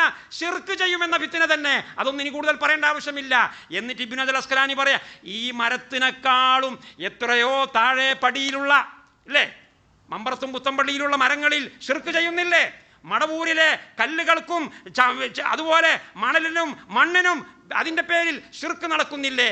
ആ മണ്ണും ഈ മരവും തമ്മിൽ എത്ര വ്യത്യാസമുണ്ട്! ഇത് യുബായൂനക തഹത ഷജറ എന്ന് പരിശുദ്ധ വേദഗ്രന്ഥത്തിൽ അല്ലാഹു റബ്ബുൽ ഇസ്സത്തി വൽ ജലാൽ പറഞ്ഞിട്ടുള്ള ആ മരം, ആ മരത്തിൻ്റെ നാലയലത്ത് വെക്കാൻ പറ്റാത്ത ഒരുപാട് മരങ്ങൾ കൊണ്ട്, ഒരുപാട് കല്ലുകൾ കൊണ്ട് ഈ സമുദായത്തിലെ വിഡ്ഢികളായ ആളുകൾ പുരോഹിതന്മാരുടെ ഒത്താശയോട് കൂടി ശിർക്ക് ചെയ്യുന്നുണ്ട്, നമ്മൾ കാണുന്നുണ്ട്. പടച്ചോനെ, എന്തൊരു കട്ടിയുള്ള വാക്കാ! കമാഹുവ മുഷാഹദുൻ. സത്യത്തിൽ മുജാഹിദീങ്ങളും കൂടി ഇത്ര പറയാറില്ല. കമാഹുവ മുഷാഹദുൻ. മുജാഹിദീങ്ങൾ ഏകദേശം കമ്മട്ടത്തിന് പറഞ്ഞു പോരാ, കുറേ ആൾക്കാർ ഇങ്ങനെയൊക്കെ ചെയ്യുന്നുണ്ട്. ഇബ്നു ഹജർ അസ്ഖലാനി പറയുന്നത് കമാഹുവ മുഷാഹദുൻ, അത് കാണപ്പെട്ടുകൊണ്ടിരിക്കുന്നു, ഞാൻ കാണുന്നു. എന്നെപ്പോലെയുള്ള ഉൾക്കാഴ്ചയുള്ള ഹദീസ് തിരിയുന്ന സുന്നത്ത് തിരിയുന്ന പണ്ഡിതന്മാർ കാണുന്നുണ്ട് ജനങ്ങൾ ശിർക്ക് ചെയ്യുന്നത്. ഏത് വിഷയത്തിൽ? ഈ മരത്തിൻ്റെ ഒന്നും നാലേലത്ത് വെക്കാൻ വകുപ്പില്ലാത്ത ഏതോ മടവൂരാദികളുടെ മരങ്ങളുടെ പേരിൽ ഇവിടെ ശിർക്ക് നടക്കുന്നുണ്ടെങ്കിൽ എത്രയോ പുണ്യമുള്ള ഈ മരത്തിൻ്റെ കാരണം കൊണ്ട് എത്ര ആളുകൾ വഴിവെച്ചു പോകും. അതുകൊണ്ട് അതിനുള്ള അവസരം അല്ലാഹു സുബ്ഹാനഹു വ തആല ഇല്ലായ്മ ചെയ്തു എന്നത് ഈ സമുദായത്തോട് അല്ലാഹു കാണിച്ചിട്ടുള്ള കാരുണ്യമാണ് എന്നാണ് അബ്ദുല്ലാഹി ഇബ്നു ഉമർ എന്ന് പറയുന്ന വിവേകശാലിയായ സുന്നിയായ സലഫിയായ സഹാബിയായ മഹാനവറുകൾ പറഞ്ഞത് എന്ന് ഇബ്നു ഹജർ അസ്ഖലാനി റഹിമഹുല്ലാഹ് അർത്ഥശങ്കക്കിടമില്ലാത്ത വിധം സ്പഷ്ടമായ ഭാഷയിൽ ഫതുഹുൽ ബാരിയിൽ പഠിപ്പിച്ചിട്ടുണ്ട്. നിങ്ങളെ പള്ളി ദർസിൽ നിങ്ങൾ പറഞ്ഞില്ലേ, ഇവിടെ ഇവർ മുജാഹിദീങ്ങൾ കിതാബ് നോക്കുന്നില്ല. നിങ്ങൾ കിതാബ് നോക്കുന്നില്ല. സത്യത്തിൽ നിങ്ങൾ കിതാബ് നോക്കിയിരുന്നെങ്കിൽ നിങ്ങൾക്കിത് കാണാമായിരുന്നു. ഞാനിത് കണ്ടത് അടുത്ത കാലത്താണ്. കാരണം എൻ്റെ കണ്ണുകൊണ്ട് ചിലത് കാണാൻ സാധിക്കാറില്ലായിരുന്നു പഴയ കാലത്ത്. എൻ്റെ കണ്ണുകൊണ്ട് പഴയ കാലത്ത് കാണാൻ സാധിക്കാറില്ലായിരുന്നു. കിതാബ് പിടിച്ചിട്ട് ഏറ്റിപ്പിടിച്ചിട്ട് കൊണ്ട് വരും ആൾക്കാരെ പേടിപ്പിക്കാൻ വേണ്ടി. ആരെ? മുജാഹിദ് ജമാഅത്തിൻ്റെ ആളുകളെ പേടിപ്പിക്കാൻ വേണ്ടിയിട്ട് കിതാബ് തലയിൽ കെട്ടിപ്പേറിക്കൊണ്ട് മേശപ്പുറത്ത് ഇങ്ങനെ വെക്കും. അതിൻ്റെ ഉള്ളിൽ മൂപ്പരുണ്ടോ എന്നുള്ളത് ഏന്തി നോക്കേണ്ടി വരും. യഹ്മിലൂന അസ്ഫാറ കമസലിൽ ഹിമാരി യഹ്മിലു അസ്ഫാറ എന്ന് പറഞ്ഞില്ലേ? പുസ്തകം ചുമക്കുന്ന കഴുതകൾ. എന്നാൽ ആ പുസ്തകത്തിൻ്റെ ഉള്ളിൽ ഉള്ളതെന്താണ് എന്ന് നോക്കാൻ നിങ്ങളുടെ കണ്ണുകൾക്ക് വഅലാ അബ്സാരിഹിം ഗിശാവ, നിങ്ങളുടെ കണ്ണിൻ്റെ മുകളിൽ പാടയാണ്, നിങ്ങളുടെ കണ്ണിൻ്റെ മുകളിൽ സ്ക്രീൻ വീണിട്ടുണ്ട്. എന്താണ് ആ സ്ക്രീൻ? പൂർവപിതാക്കന്മാരോടുള്ള അനുരാഗമാണ്, പൂർവപിതാക്കന്മാരോടുള്ള അനുകരണമാണ്. ആ അനുകരണം നിങ്ങൾ മാറ്റിവെച്ചാൽ സത്യം പഠിക്കുക, പ്രമാണങ്ങൾ കാണുക, പ്രമാണങ്ങൾ പഠിക്കുക എന്ന നിലയിൽ നിങ്ങളൊരു പുതിയ കണ്ണുമായി, അന്വേഷണത്തിൻ്റെ പഠനത്തിൻ്റെ കണ്ണുമായി നിങ്ങൾ മുന്നോട്ട് വന്നാൽ ഇത്തരത്തിലുള്ള ധാരാളം ഉദ്ധരണികൾ നിങ്ങളുടെ തന്നെ കിതാബുകളിലുണ്ട്. നിങ്ങൾ വഹാബിൻ്റെതും മൗദൂദിൻ്റെതും ഇബ്നു തൈമിയയുടേതും ഒരാളെ കിതാബിലേക്കും നിങ്ങൾ എടുക്കേണ്ടതില്ല. ഞാൻ 2011 മുതൽ, ഈ മുടിയുടെ കാലാവസ്ഥ അന്നാണല്ലോ തുടങ്ങിയത്, ഈ മുടിയുടെ കാലഘട്ടം 2011 2011 മുതൽ 2022 വരെ ഞാൻ പലയിടത്തും ഇത് പറഞ്ഞിട്ടുണ്ട്. ഏകദേശം 11 കൊല്ലക്കാലം ഞാൻ പഠിക്കുകയായിരുന്നു. മുടി തട്ടിപ്പാണ് എന്ന് 2011 എനിക്ക് മനസ്സിലായതാണ്. മുടി തട്ടിപ്പാണ് എന്ന് 2011 ആ മുടിയെ പ്രതിരോധിക്കാൻ വേണ്ടി, ആ മുടിക്ക് വേണ്ടി വാദിക്കാൻ വേണ്ടി ഇറങ്ങിയ ആ സമയത്ത് തന്നെ അത് തട്ടിപ്പാകുന്നു എന്ന് മനസ്സിലാവുകയും ഉത്തരവാദപ്പെട്ട അബൂബക്കർ മുസ്ലിയാർ ഉൾപ്പെടെയുള്ള പെരുമള അബ്ദുൽ ഖാദർ മുസ്ലിയാർ ഉൾപ്പെടെയുള്ള ആളുകളെ നേരിട്ട് പോയി കണ്ടുണർത്തുകയും ചെയ്തതിൻ്റെ ശേഷം എനിക്ക് 100% അത് ബോധ്യമായിരുന്നു, അത് തട്ടിപ്പ് ആണ്. തട്ടിപ്പ് നടത്തിയത് ആരാവട്ടെ, അബൂബക്കർ മുസ്ലിയാർ തട്ടിപ്പ് നടത്തിയിട്ടുണ്ടോ അതൊന്നും എനിക്കറിയില്ല. പക്ഷെ അദ്ദേഹത്തോട് ഞാൻ പറഞ്ഞിട്ടുണ്ട്, നിങ്ങൾ തട്ടിപ്പിന് വിധേയനാണ്, നിങ്ങളെ ഉസ്താദ് എന്ന് നിങ്ങൾ പറയുന്ന, നിങ്ങളെ ഉസ്താദ് എന്ന് നിങ്ങളെ ശിഷ്യന്മാർ പരിചയപ്പെടുത്തുന്ന ഇക്ബാൽ ജാലിയൻവാല ഷെയ്ഖുനായുടെ ഷെയ്ഖുന എന്ന് പറഞ്ഞിട്ട് തക്ബീർ വിളിപ്പിച്ചില്ലേ? ഇക്ബാൽ ജാലിയൻവാലയുടെ തട്ടിപ്പിന് നിങ്ങൾ ഇരയായിട്ടുണ്ട് എന്ന് നിങ്ങളെ മുമ്പിൽ പറയൽ എൻ്റെ ബാധ്യതയാണ് എന്ന് അദ്ദേഹത്തിൻ്റെ അടുക്കൽ പോയിട്ട് ഒന്നിലധികം തവണ ഞാൻ പറഞ്ഞിട്ടുണ്ട്. എന്നിട്ടും ഞാൻ പെട്ടെന്ന് എന്ത് ചെയ്തിട്ടില്ല, തല മാറിയിട്ടില്ല. എന്നിട്ട് ഞാൻ പെട്ടെന്ന് മുജാഹിദിൻ്റെ വേദിയിൽ ഞാൻ പോയിട്ടില്ല. മുജാഹിദിനെ കാണുമ്പോൾ സലാം പറയാൻ തുടങ്ങിയിട്ടില്ല. ജമാഅത്ത് ഇസ്ലാമിനെ കാണുമ്പോൾ ചിരിക്കാൻ എനിക്ക് തോന്നിയിട്ടില്ല. 11 കൊല്ലക്കാലം ഞാൻ പഠിച്ചു. 2011 മുതൽ എൻ്റെ മനസ്സിൽ സംശയങ്ങൾ കയറി. കാരണം ഞാൻ കഴിഞ്ഞ ക്ലിപ്പ് വിട്ടിരുന്നല്ലോ, 2 ആഴ്ച മുന്നേ നമ്മുടെ ഒരു സംസാരം ചില ചാനലുകളിൽ വന്നിരുന്നു. ആ ചാനൽ ഇന്നേക്ക് ഏകദേശം 6-7 ലക്ഷം ആളുകൾ ആ ചാനൽ കണ്ടു. നമ്മൾ ആ പരിപാടി പബ്ലിഷ് ചെയ്ത അതേ ചാനലിൽ മാത്രമായിട്ട് 2.5 ലക്ഷം ആളുകൾ ഒരു ആഴ്ച കൊണ്ട് കണ്ടു. വേറെയും പല ചാനലുകളിലായിട്ട് 1 ലക്ഷം 2 ലക്ഷമൊക്കെ കണ്ട ചാനലുകൾ മൊത്തം കൂട്ടി നോക്കിയാൽ ഒരു 7-8 ലക്ഷം ആളുകൾ 2-3 ആഴ്ച കൊണ്ട് എൻ്റെ ആ സംസാരം കേൾക്കുകയുണ്ടായി. ഞാൻ ചോദിക്കട്ടെ, വിവേകമുള്ള ചിന്താശേഷിയുള്ള എൻ്റെ മുതഅല്ലിം സഹോദരങ്ങളെ, നിങ്ങളെ ക്യാമ്പിൻ്റെ ഉള്ളിൽ നിന്ന്, നിങ്ങളെ കേന്ദ്രത്തിൻ്റെ ഉള്ളിൽ നിന്ന് ഉത്തരവാദപ്പെട്ട ഏതെങ്കിലും ഒരു പണ്ഡിതൻ എൻ്റെ സംസാരത്തിന് മറുപടി പറഞ്ഞോ? നിങ്ങൾക്ക് ചിന്തിക്കാൻ തലച്ചോറില്ലേ സഹോദരന്മാരെ? ഞാൻ അരമണിക്കൂറോളം ഏകദേശം ആറ്റിക്കുറുക്കി ചുരുക്കിയിട്ട് നിങ്ങളെ മുസ്ലിയാർ, നിങ്ങളെ ഉസ്താദ്, എൻ്റെ പഴയ ഉസ്താദ് വഞ്ചനയ്ക്ക് വിധേയമായിട്ടുണ്ട്, അല്ലെങ്കിൽ അദ്ദേഹം തന്നെ വഞ്ചനയ്ക്ക് നിന്നിട്ടുണ്ട് എന്ന് പച്ചയായി പറഞ്ഞിട്ട് നിങ്ങളെ കൂട്ടത്തിലെ ഏതെങ്കിലും ഒരു പണ്ഡിതൻ എന്തെങ്കിലും പറഞ്ഞോ? നിങ്ങൾ ഈ കെ വിഭാഗം സമസ്തക്കെതിരിൽ കൊമ്പുകോർക്കാൻ സമയം കണ്ടെത്തുന്നവരല്ലേ? നിങ്ങൾ മുസ്ലിം ലീഗിനെ ചീത്ത പറയാൻ സമയം കണ്ടെത്തുന്നവരല്ലേ? നിങ്ങൾ മറ്റു പല കാര്യങ്ങൾക്കും ഇടപെടുന്നവരല്ലേ? എന്താണ് നിങ്ങളുടെ ഉസ്താദിൻ്റെ നെഞ്ചത്തേക്ക് തുളച്ചു കയറുന്ന, നിങ്ങളെ പ്രസ്ഥാനത്തിൻ്റെ അടിവേര് മുറിച്ചു കളയുന്ന ഒരു ഇൻ്റർവ്യൂ ഇവിടെ കഴിയുകയും ലക്ഷക്കണക്കായ മലയാളികൾ 2 ആഴ്ച കൊണ്ട് മാത്രം അത് കേൾക്കുകയും ശ്രവിക്കുകയും ചെയ്തിട്ട് അതിനെ പ്രതിരോധിക്കാൻ നിങ്ങൾക്ക്, നിങ്ങളെ സംഘടനയ്ക്ക് ഉത്തരവാദിത്വവും ബാധ്യതയുമില്ലേ? ഉണ്ട്. പക്ഷേ നിങ്ങൾക്ക് കഴിയില്ല. നിങ്ങളെ നടുമുള്ള് പൊളിഞ്ഞിരിക്കുകയാണ്, നിങ്ങളെ നടുപ്പുറം പൊളിഞ്ഞിരിക്കുകയാണ്, നിങ്ങളെ അടിച്ചൊതുക്കിയിരിക്കുകയാണ്. നിങ്ങൾക്ക് മിണ്ടാൻ കഴിയില്ല. ദൃസാക്ഷികൾ ഇവിടെ ഉണ്ട്.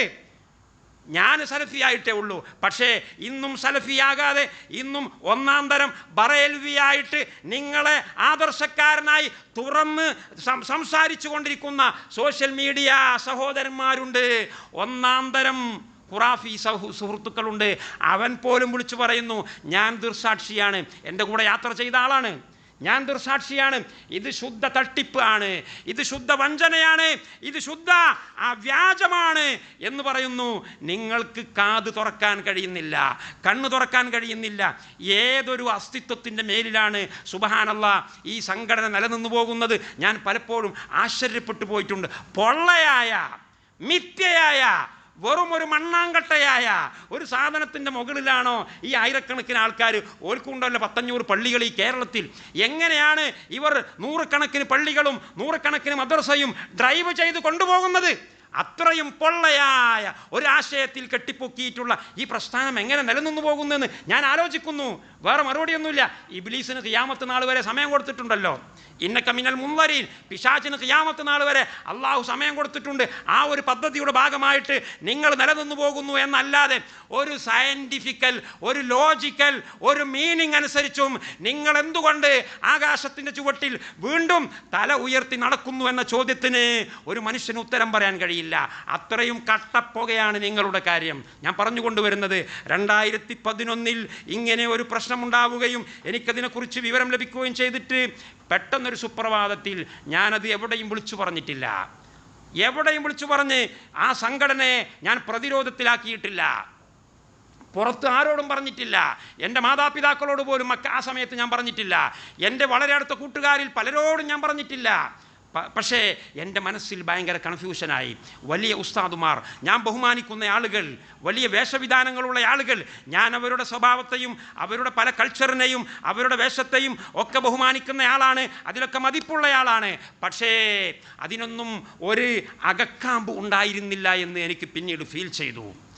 എന്നാൽ ഇദ്ദേഹം ചെയ്തിട്ടുള്ള അല്ലെങ്കിൽ ഇദ്ദേഹത്തിന് പറ്റിപ്പോയിട്ടുള്ള ഈ വഞ്ചനയെക്കുറിച്ച് അദ്ദേഹത്തിൻ്റെ കൂടെയുള്ള പണ്ഡിതന്മാരെ ഞാൻ ഓർമ്മപ്പെടുത്തിയിട്ടുണ്ടായിരുന്നു. ആ പണ്ഡിതന്മാർക്കും യാതൊരു മനംമാറ്റവുമില്ല. അപ്പോൾ ഞാൻ വീണ്ടും ചിന്തിച്ചു, കഞ്ഞി വെച്ച് കൊടുക്കുന്നവരും കണക്ക് തന്നെയല്ലേ? കഞ്ഞി വെച്ച് കൊടുക്കുന്നവരെ നമുക്ക് എങ്ങനെ വിശ്വസിക്കാൻ കഴിയും? അങ്ങനെ ആയിട്ട് പോലും ഞാൻ മുജാഹിദിൻ്റെ പരിപാടിയിൽ വന്നിട്ടില്ല. ഞാൻ മുജാഹിദിൻ്റെ ഒരു പുസ്തകം പോലും എൻ്റെ വീട്ടിലേക്ക് കയറ്റിയിട്ടില്ല. നിങ്ങൾ നോക്കണം, 2011 മുതൽ 2022 വരെ എൻ്റെ വീട്ടിൽ മുജാഹിദിൻ്റെ പുസ്തകങ്ങളില്ല. എൻ്റെ വീട്ടിൽ വലിയ ലൈബ്രറി ഉണ്ട്. അതെല്ലാം നമ്മുടെ പഴയ മസലക്ക് അനുസരിച്ച്, പഴയ മനഹജ് അനുസരിച്ചുള്ള കിതാബുകളാണ്. ഞാൻ എൻ്റെ രക്തം, എൻ്റെ ചോര നീരാക്കി അധ്വാനിച്ചുണ്ടാക്കിയ പണം കൊണ്ട് വാങ്ങിയിട്ടുള്ള നൂറുകണക്കിന് ആയിരക്കണക്കിന് ഗ്രന്ഥങ്ങൾ എൻ്റെ കൈവശമുണ്ട്. 4 മദ്ഹബിൻ്റെതും അശ്അരികളുടെയും തസവുഫിൻ്റെതുമായ കിതാബുകളൊക്കെ എൻ്റെ അടുക്കലുണ്ട്. ഞാനതൊക്കെ നേരത്തെ പറഞ്ഞല്ലോ, കണ്ണട മാറ്റി വെച്ചുകൊണ്ട് പുതിയ ഒരു കണ്ണുകൊണ്ട് ഞാനത് വായിക്കാൻ തുടങ്ങിയിട്ടുണ്ടായിരുന്നു. കാരണം ഇവരെ ഈ കഞ്ഞി വെച്ച് കൊടുക്കുന്നയാളെയും കഞ്ഞി വെക്കപ്പെടുന്നയാളെയും എനിക്കിപ്പോൾ അത്ര വിശ്വാസമില്ല. അതുകൊണ്ട് അവർ പണ്ട് പറഞ്ഞു തന്നിരുന്ന ആ കാര്യങ്ങളെയൊക്കെ ഒന്ന് പുനഃപരിശോധിക്കണം എന്ന ഒരവസ്ഥയിലേക്ക് വന്നപ്പോൾ ഞാനതൊക്കെ ഒന്ന് വായിക്കാൻ നോക്കി. അത് വായിച്ചപ്പോഴാണ് ഞാൻ നേരത്തെ നിങ്ങൾക്ക് കേൾപ്പിച്ചിട്ടുള്ളതുപോലെയുള്ള പല ഉദ്ധരണികളും ഇതിൽ കാണുന്നത്. പടച്ചോനെ, ഇത് മുജാഹിദീങ്ങൾ പറയുന്നതിനെക്കാട്ടി കടുപ്പുള്ളതാണല്ലോ. ഇത്ര കടുപ്പത്തിൽ മുജാഹിദ് പറഞ്ഞിട്ടില്ലല്ലോ. ഇബ്നു ഹജർ അസ്കലാനി ഈ പറയുന്നത് ഒരു ജമാഅത്ത് ഇസ്ലാമിക്കാരനും പറഞ്ഞിട്ടില്ലല്ലോ, ഒരു മർക്കസുദ്ദാവക്കാരനും പറഞ്ഞിട്ടില്ലല്ലോ. അങ്ങനെയൊക്കെ ഉണ്ടോ? ഈ ലോകത്തിന് ഇന്ന് ശിർക്കിനെ വിഭാടനം ചെയ്തത്, ഈ ലോകത്തിന് ഇന്ന് ഷിർക്കിനെ പിഴുതെറിഞ്ഞ് മാറ്റിയത്, ഷിർക്കിനെ വേരോടെ പിഴുതെറിഞ്ഞത്, നുള്ളിക്കളഞ്ഞത് ഇബ്നു തൈമിയ്യ റഹിമഹുല്ലയാണ് എന്ന് ഷാഫി മദ്ഹബിലെ ഉത്തരവാദപ്പെട്ട പണ്ഡിതൻ 5500 ഈരടികളുള്ള അൽ ബഹ്ജത്തുൽ വർദിയയുടെ ഗ്രന്ഥകർത്താവായ ഉമർ ഇബ്നുൽ വർദി റഹിമഹുല്ല പറയുന്നു. ഞാൻ അത്ഭുതപ്പെട്ടു പോയി. ആരാണ് ഉമർ ഇബ്നുൽ വർദി? ഷാഫി മദ്ഹബിൻ്റെ 8ാം നൂറ്റാണ്ടിലെ കാരണവരായ ഉമർ ഇബ്നുൽ വർദി പറയുകയാണ്,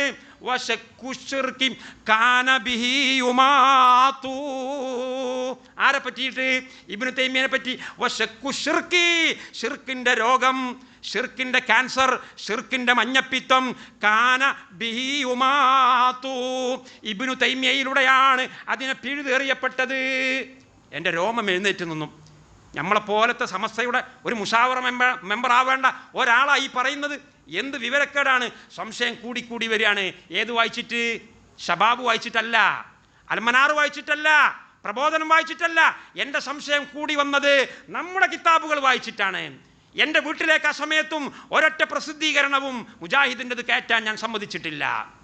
2022 അഥവാ മുടിയുടെ പ്രശ്നം തുടങ്ങി 11 കൊല്ലം കഴിഞ്ഞപ്പോൾ ഞാൻ പ്രതീക്ഷിക്കാതിരിക്കുന്ന ഒരു സമയത്ത് പരിശുദ്ധ ഹറമൈനിയിലേക്ക് ഒരു ഉംറ ചെയ്യാനുള്ള അവസരം ലഭിച്ചു.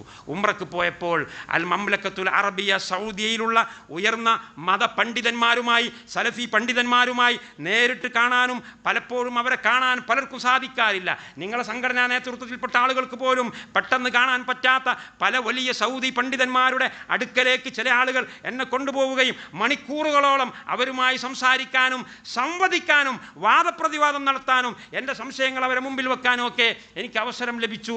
അവർ എനിക്ക് ഷെയ്ഖുൽ ഇസ്ലാം ഇബ്നു തൈമിയയുടെ വിലമതിക്കാവുന്ന വളരെ വിലപ്പെട്ട കുറേ പുസ്തകങ്ങൾ തന്നു. അന്നാണ് എൻ്റെ വീട്ടിലേക്ക് ഒരു അറബി കിതാബുകളായിട്ട് സലഫികളുടെ കിതാബുകൾ കയറി വരുന്നത്. അതിന് മുന്നേ ഈ വക കിതാബുകൾ എൻ്റെ വീട്ടിലില്ലായിരുന്നു. അങ്ങനെ പഠിച്ചിട്ട് 2022 ഞാൻ പറഞ്ഞല്ലോ, 2011 തുടങ്ങിയിട്ട് 11 വർഷത്തോളമുള്ള പഠനത്തിൻ്റെ അവസാനത്തിൽ, അല്ലാതെ ആരും ചാക്കിട്ട് പിടിച്ചതല്ല. ചില ആൾക്കാർ പറയലുണ്ട്, ഓന് മുജാഹിദീങ്ങൾ അത് കൊടുത്തു, ജമാഅത്താർ ജോലി കൊടുത്തു, മറ്റൊരു പൈസ കൊടുത്തു. ഒരാളുടെയും പൈസക്ക് വേണ്ടിയിട്ട് ഞാൻ മാറിയിട്ടില്ല.